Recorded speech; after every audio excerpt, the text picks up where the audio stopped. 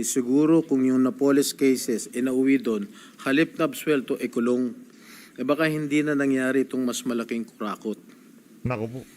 Those were the words of Senator Kiko Pangilinan. Sino ba ang pinatatamaan niya? Sino ba ang pinatatamaan niya? Nako, ito na hong pinakaabangan na lahat. Senator Jinggoy Estrada, pasok. Senator Jingo Estrada is recognized. It is just a manifestation, Mr. President. I am not availing of the privilege hour. Mr. President, I cannot, in good conscience, let the remarks made earlier by our colleague, Senator Francis Pangilinan, Nako. during the Blue Ribbon Committee pass without rebuttal. His comments, while not naming us directly, were laced with insinuations, clearly aimed at me and former Senator Bong Revilla and the legal ordeals I have already faced. With due respect, such statements are not only unfair, they are malicious and utterly uncalled for. Mr. President, let me put on record. Hinarap ko po ang mga kasong isinampa sa akin. Dumaan ako sa mahabang panahon ng Pero sa mga hindi pa ho nakasubscribe, kung bago lang ho kayo sa PH Update, isang like at subscribe. Mas inaho tayo dyan. Bago pa ho malagbagin itong si Senator Jinggoy Estrada, itong si Kiko Matching, mag-subscribe na ho muna kayo. Konting ano na lang, mag-1 million na ho tayo. Pilitis, pagkakakulong, at Yan. pati na ang mabigat na stigma na idinulot nito. Hindi lamang sa akin, kundi maging sa mga miyembro ng aking pamilya na taon ding nagtiis ng pangungutya, pangmamaliit at panghusga. Sa huli, napatunayan na walang sapat na batayan ang mga ipinukol sa akin na mga akusasyon. Hindi ko kailanman nanaisin na pagdaanan nito ng sino man sa aking mga kasamahan dito ngayon. Mr. President, the courts have spoken with finality. To cast doubt on these decisions is not only an insult to me personally, but a dangerous affront to the judiciary. It undermines the very foundation of our justice system and erodes public trust in due process. Ginoong Pangulo, hindi ako tutol si sinagas. Ang kapal na mukha nitong si Kiko Matching, tingnan pasulat-sulat pa tong si diba? Ano yan kampo niya ni Marcos Jr. Yan yung mga dilawan, pinklawan na kumakain sa ipot nitong si Marcos Jr. Kaya kailanman hindi ho tayo magkakarespeto dito sa mga dilawan na kagaya nitong si Kiko Pangilinan at nitong si Bam Aquino. Mga walang kwentang tao yung mga yan. At para naman dito kay Mark Villar, walang ihaka anak ng toko. Sabagay, marami nga pala kayong issue, no? Lang naman, dalawang bagay lang naman yan. Ikaw ang tatayo dyan na pinagpepiestahan ngayon o iyang si Jinggoy Estrada? Anak ng toko. Sinasagawang pagdinig ng Blue Ribbon Committee. Ngunit, hindi ko pahihintulutan na ang kasalukuyang issue ay gamitin upang idikit muli sa akin ang mga maling paratang at sadyang impluwensyahan ang opinyon ng publiko. Ang mga kasong may kinalaman sa PDAF ay naresolba na ng korte matapos ang masusing proseso ng batas. To insinuate otherwise is nothing less than an attempt to rewrite history and to malign the integrity of the judicial process. I urge my colleagues to exercise prudence, fairness, and much of all, respect. I too deserve to be heard and to defend myself, whether in this august chamber or before any court of law. I am more than ready to dismantle the baseless lies being peddled in the Blue Ribbon Committee, come hell or high water. And I will not allow discredited narratives to be weaponized for political grandstanding. I will not allow my honor, hard-earned and vindicated by the courts, to be sullied by careless remarks. And I hope the committee The Blue Ribbon Committee will expunge from the record such malicious and unwarranted remarks that serve no purpose but to malign and mislead. Thank you, Mr. Nako. President. Yan, oh, yan. Sagutan, Thank you, sagutan. Senator Sara. Majority Leader. Suntukan na Senator lang. Francis Pangilinan is recognized. Thank you, Mr. Yeah. President. Just a very quick manifestation for the Nako. record ng Sandigan Bayan. Ibig sabihin, sa bawat dalawang kaso, isa absuelto. That was the context, Mr. President, of our manifestation earlier. There was no intention of maligning any senator with that manifestation. For the record, Mr. President. And again, humihingi tayo ng unawa kay Senator Jinggoy Estrada. Wala pong personalan yung ating earlier manifestation. I hope he will understand. Thank you, Senator Francis Pangilinan. President, Yes, if I you may- may respond. Ang sabi po ni Senator Pangilinan, Nako. wala po siyang binanggit na pangalan. Yan na nga ho ba sinasabi natin? Hindi ho palalampasin yan ni Senator Jinggoy Estrada. Senator Jinggoy, balagbagin mo itong si Kiko Matching. Banatan mo. Pero napaka-obvious naman po ang kanyang sinabi kanina dun sa Blue Ribbon Committee. Yan. Sabi niya, if I may quote, well, if I may, kung maaari ko siguro ikomento, siguro kung yung Napoles cases inauwi doon, halip na absuelto, kulong. Baka hindi na nangyari itong mas malaking kurakot. Nako po. Those were the words of Senator Kiko Pangilinan. Sino ba ang pinatatamaan niya? Sino ba ang pinatatamaan mo? Yan. Di ba? It's very obvious that I was being alluded to. Sagot. Remember, Mr. Senator, Sagot. Kiko, sino bang pinapatamaan mo?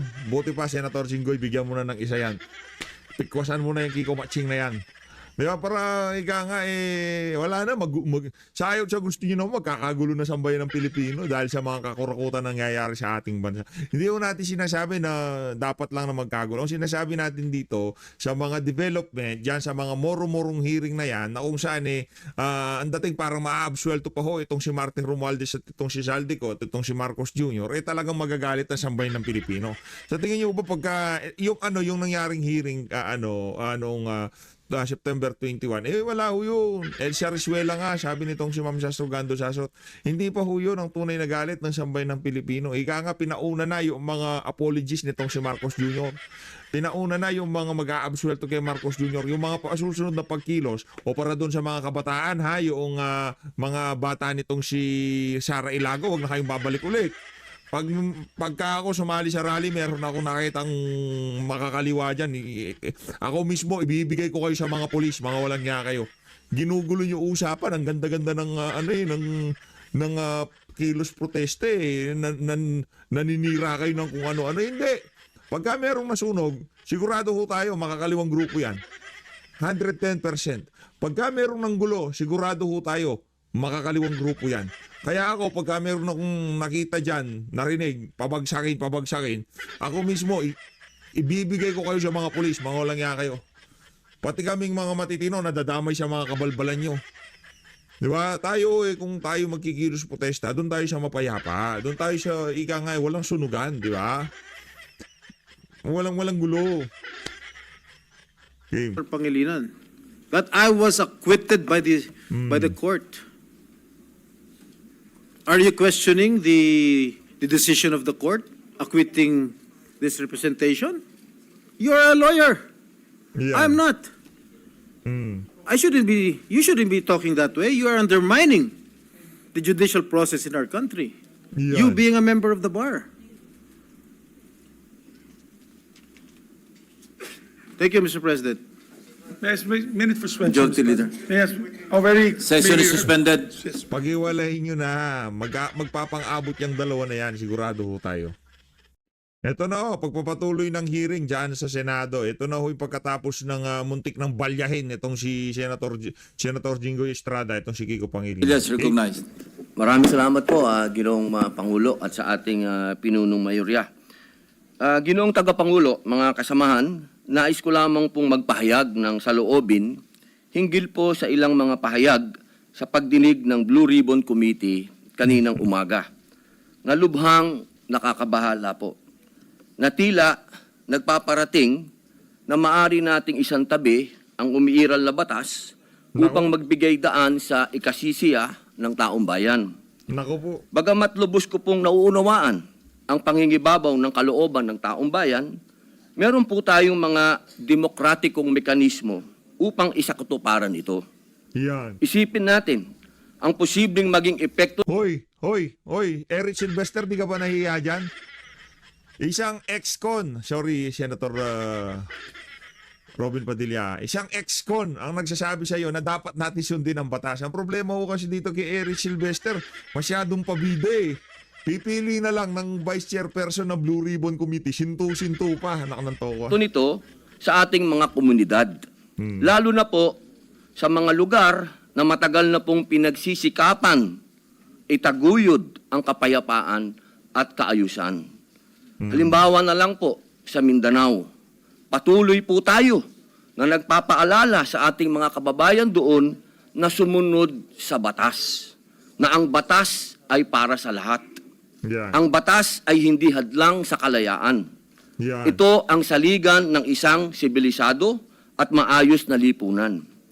Ito ang nagbibigay sa atin ng proteksyon, nagtatakda ng ating mga karapatan, at ang nagpapanatili ng kapayapaan. Bilang mga mambabatas, tayo po ang dapat na unang tagapagtanggol ng batas, hindi ang unang lilihis. Hindi din natin dapat ipagsapalaran ang tiwala ng mamamayan sa ating mga institusyon at makibahagi sa pagpapalabo sa hangganan na tama at maling gawi sa tuwing may matinding suliranin na sumusubok sa ating diwa bilang isang nasyon. Kaya buong puso po akong nakikiusap, nananawagan sa mga opisyal ng pamahalaan at sa mga kasama po sa kapulungang ito. Hindi po pare-pareho ang sitwasyon natin. Hindi po pareho ang Luzon, sa Visayas, sa Mindanao. Meron po mga katulad natin na umiikot sa mga liblib na lugar at nagpapakilala po ng batas na dapat sundin. Napakalulungkot po kung ganito ang ating pagbibitaw ng mga salita na Yan. we can bend the law. Naku po. Ipakita po natin na ang kalooban ng taong bayan ay maaaring maisak. Napaganito si Eric siya, oo, ako wala binabanatan, kanina pa ako nakatanga dito, di ko alam. Ang tawa. Kanina pa ako nakatanga dito, di ko alam na ako pala binabanatan. Katuparan Pambira, oh. ng alinsunod sa Gigil na balangkas si na Eric, makaturungang pag-iir. Gigil na si Eric, oh, di pa tapos, Brad, magkatataas ng kamay. Kayo, eto ganito lang ho, kasimple yan. Pagka merong public clamor, okay lang pala na baliin na natin yung batas. Ganun ho ba ibig nyo sabihin? Pagka may public clamor, okay lang ba na wag na natin sundin ang batas? Ganun ho ba yun? Mr. Eric Sylvester? Halimbawa, panawagan ng marami sa ating mga kababayan. Lumabas sa karsada ang mahigit 50 mil na Pilipino at gusto nila magbitiw itong si Marcos Jr. Pero merong proseso. Merong proseso sa pagtanggal sa presidente. Kailangan dumaan sa impeachment. Kailangan dumaan sa halalan. Ngayon, pwede ba na itong para masunod natin ang kagustuhan noong 50 mil na Pilipino lumabas sa kalsada, punta na lang sa Malacanang tapos talagkarin natin palabas itong si Marcos. Okay lang ba yun? Pwede ba yun? Hindi. Tanong lang naman tayo eh. Base yun dun sa lohika na sinasabi nitong si Erich na kesyo, ano yan eh, kailangan kasi ganito, kailangan ganyan. Dapat kasi, kailangan nating i-bend ang law. Hindi ho ganun yun mga kababayan. Hindi ho dapat ganun ang ating mentalidad. Tayo ho pinamumunuan ng batas. Laging nangingibabaw ang batas. Ay ika nga no one's above the law. Ngayon, kung meron pala mga exemption, pagka medyo marami-rami na yung lumabas sa karsada, pwede na nating i-bend yung batas, aba. Ibang usapan yan, Senator Eric Sylvester. Iral ng batas. Yun lamang po. Maraming salamat po. Thank you, Senator Padilla. Senator Erwin Tulfo is recognized. Yan. Mr. Eric Mr. Sylvester. President, Yan. the distinguished colleagues, just want to make a point of manifestation. Yan. I was the one who said this morning that sometimes we have to bend law. We don't kahit paano ko ulit-ulitin, nagpapantig yung tenga ko pagka sinabing sometimes we have to bend the law. Hindi ko ganun yun. Hindi ko ganun yun. Sasabihin naman yun, ba't si Duterte ginurgong yun? Sa ebidensya. Hindi ganun yun. Trabaho ng presidente na pangalagaan ang mga kabataan. Ngayon, doon sa trabaho niya na yon, pagka umabot sa punto na kailangan niyang, tapusin yung mga masasamang elemento, hindi niya binibend ang law. Sinusunod niya ang batas. Sinusunod niya ang trabahong iniatang sa kanya na saligang batas na protektahan ang susunod na henerasyon. Iba yung kapraningan, kabalbalan nitong si Eric Sylvester. Don't have to. The point is, there's a Latin word that says, Yeah, Vox Latin. Populi, Vox Dei, the voice of the people Palatin-latin ka pa. Latin. is the voice of God.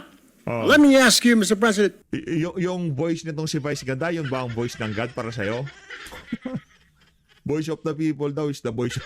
Si Vice Ganda lang nagsalita doon eh. Pambira talaga, oh. is our law higher than the voice of God?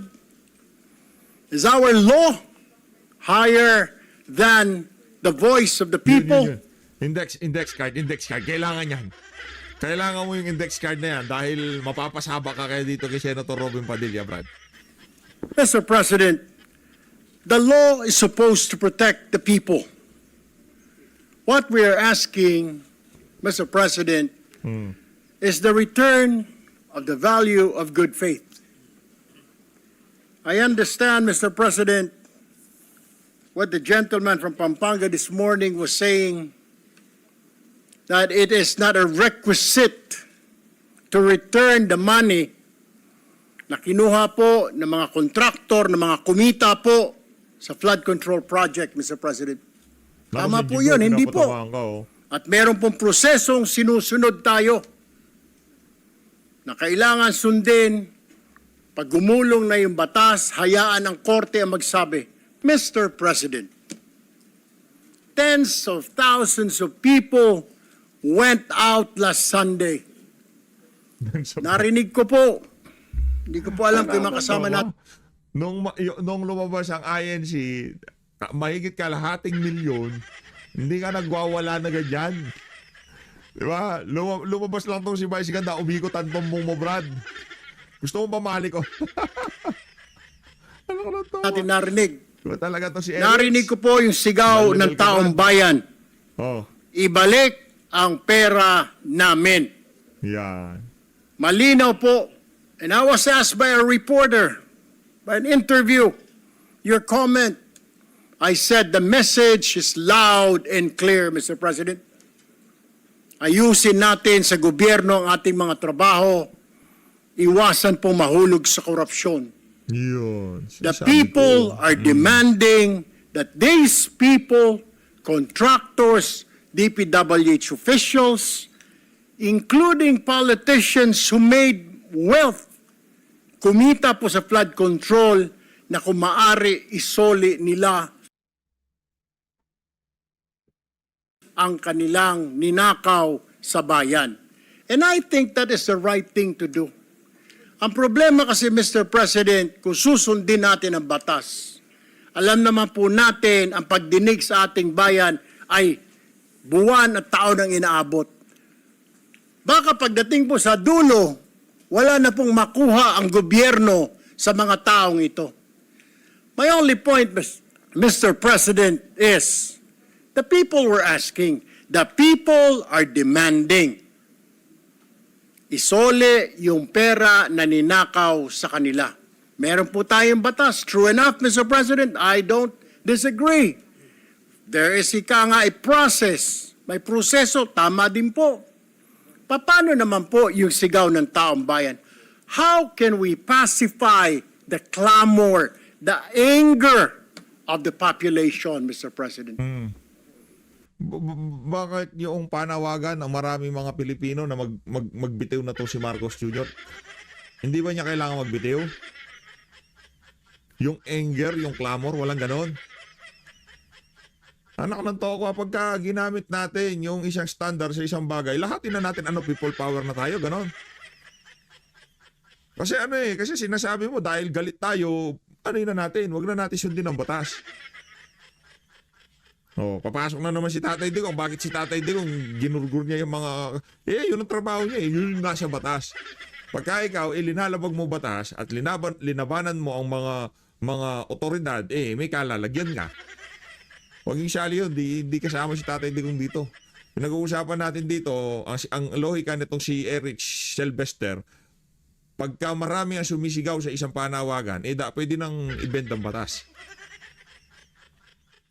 Paano ba naman kasi naging senador tong sinto-sinto na to? I have no answer. My only answer, Mr. President, is isoli po ninyo ang inyong ninakaw. No ifs and buts. Ang sinasabi lang po ng DOJ, kakausapin po nila ang mga taong ito. Kung pwede, isoli. Wala naman pong sinabi ang DOJ. Ito ang batas, bawal po, kailangan ninyong isoli yan. The DOJ, the Secretary himself said, they will ask, but they will not force them. Depende, mas mabuti raw kung kusang loob nilang isurrender yung pera, Mr. President. Wala naman pong nagbabawal sa batas na magbalik ng ninakaw. There's no such thing. And alam ko pong meron tayong process, we have procedures. But my only point is, Mr. President, whether I'm right or wrong, I stand to the wishes of the public, of the Filipino people, ibalik ang perang ninakaw sa kanila. Period, Mr. President. Thank you. May proseso nga. May proseso. Hindi yung ika nga Tulfo style ng justice, di gano. Merong proseso. Ang korte ang magsasabi kung magkano ang kailangan nilang ibalik. Hindi si Rapi Tulfong sinto-sinto.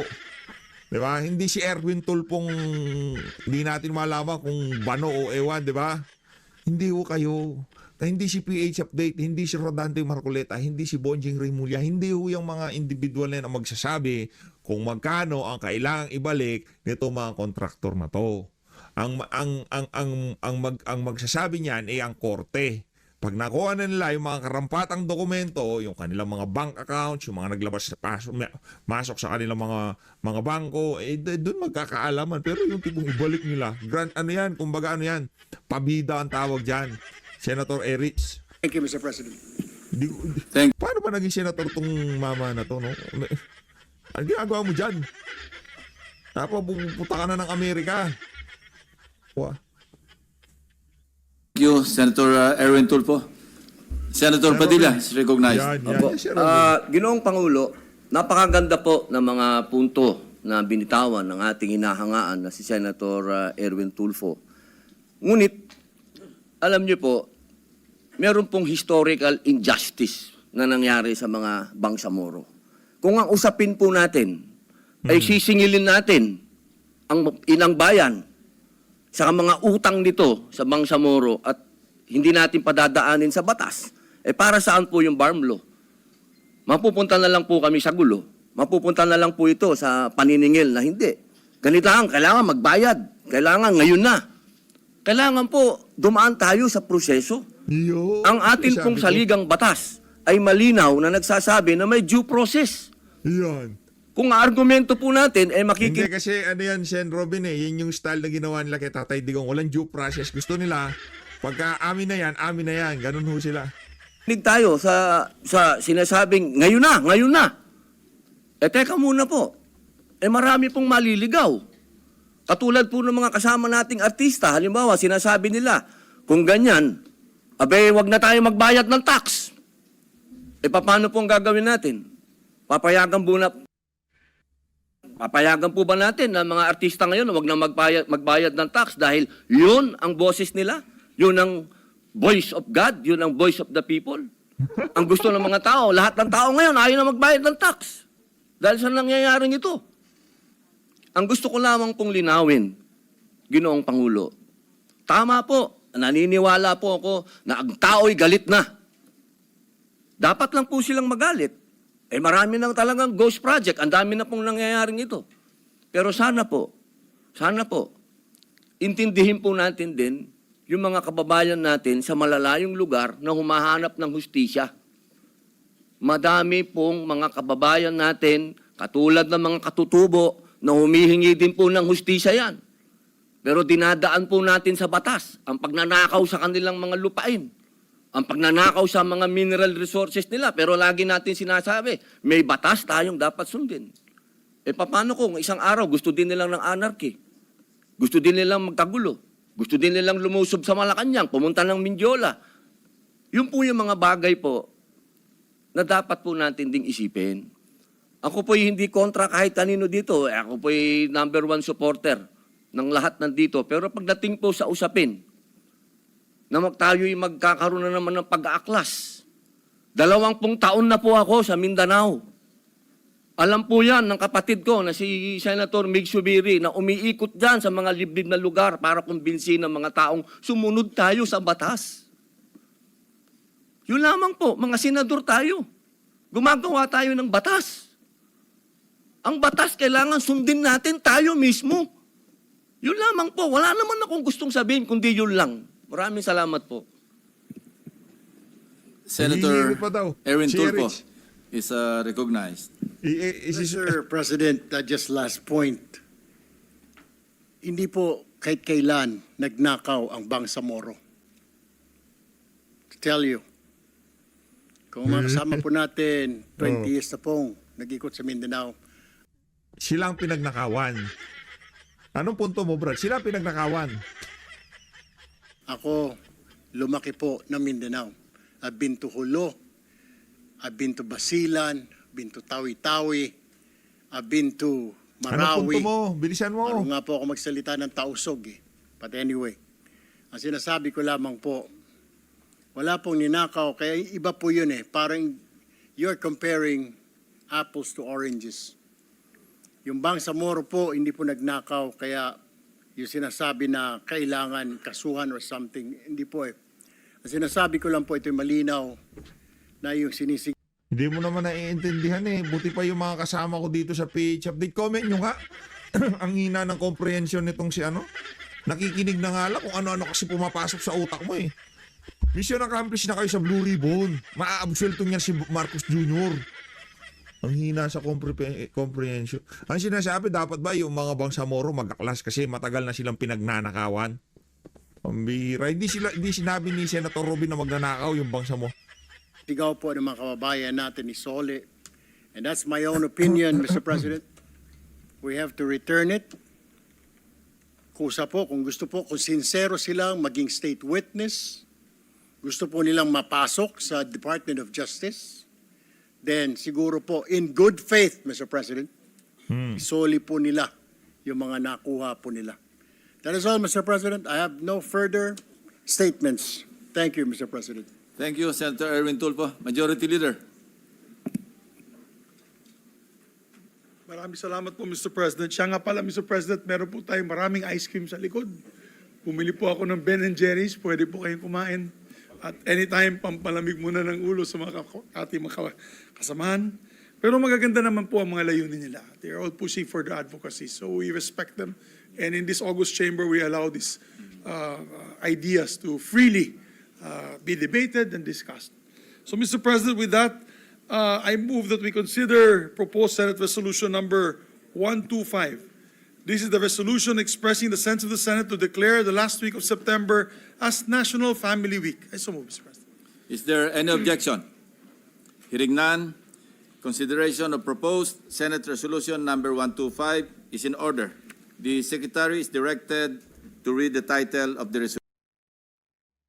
Ayun na nga mga kababayan, sa tingin nyo ho ba sino nakapuntos dun sa mga argumento na yon ni Senator Jingo Estrada, Robin Padilla, Erich Silvester at itong si Kiko Pangilinan. I-comment nyo na ho sa baba. Pero ang atin dito, yung sinabi nitong si Senator Robin, talagang napakahusay ho ng mga yun. As always, mag-ingat ho kayo lahat. Mahalin natin ang Pilipinas. Maraming salamat mga kababayan.